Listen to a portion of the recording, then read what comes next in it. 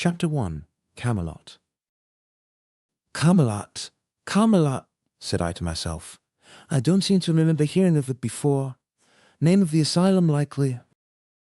It was a soft, reposeful summer landscape, as lovely as a dream, and as lonesome as Sunday. The air was full of the smell of flowers, and the buzzing of insects, and the twittering of birds, and there were no people, no wagons, there was no stir of life, nothing going on.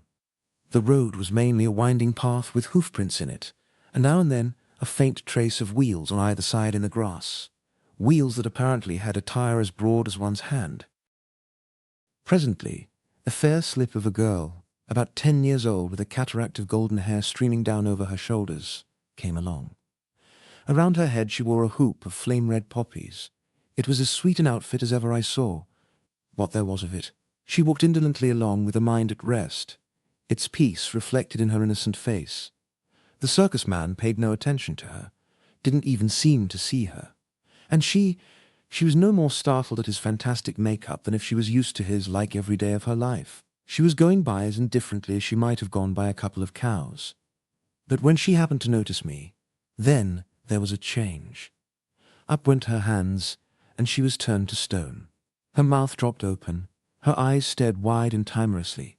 She was the picture of astonished curiosity touched with fear.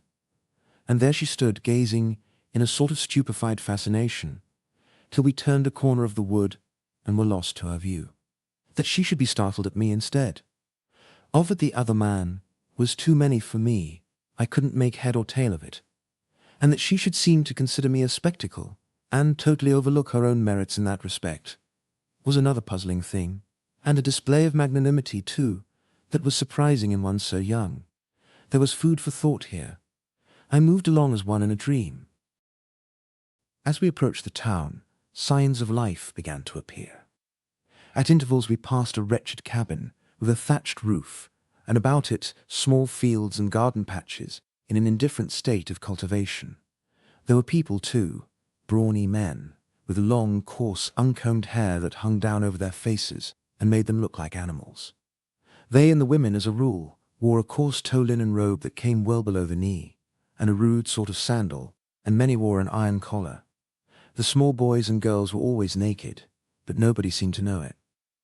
All of these people stared at me, talked about me, ran into the huts, and fetched out their families to gape at me, but nobody ever noticed that other fellow except to make him humble salutation and get no response for their pains. In the town were some substantial windowless houses of stone scattered among a wilderness of thatched cabins. The streets were mere crooked alleys and unpaved. Troops of dogs and nude children played in the sun and made life and noise.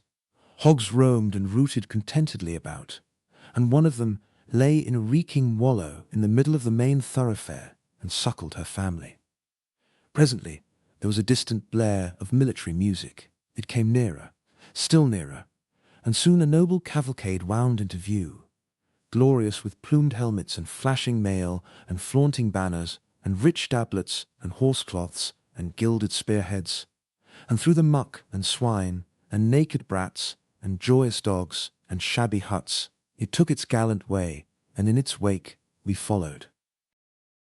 Followed through one winding alley and then another, and climbing, always climbing, till at last we gained the breezy height where the huge castle stood. There was an exchange of bugle blasts, then a parley from the walls, where men-at-arms, in hauberk and morion, marched back and forth with halberd at shoulder under flapping banners, with the rude figure of a dragon displayed upon them. And then the great gates were flung open, the drawbridge was lowered, and the head of the cavalcade swept forward under the frowning arches, and we following, soon found ourselves in a great paved court, with towers and turrets stretching up into the blue air on all the four sides, and all about us the dismount was going on, and much greeting and ceremony, and running to and fro, and a gay display of moving and intermingling colours, and an altogether pleasant stir and noise and confusion.